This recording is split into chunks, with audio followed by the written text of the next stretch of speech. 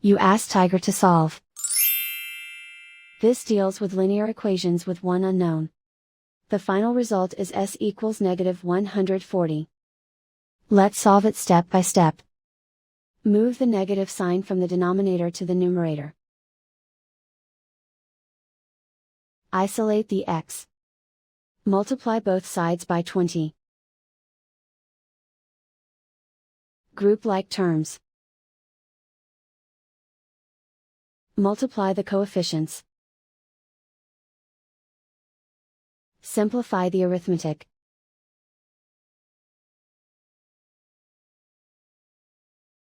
Convert the x into a positive number.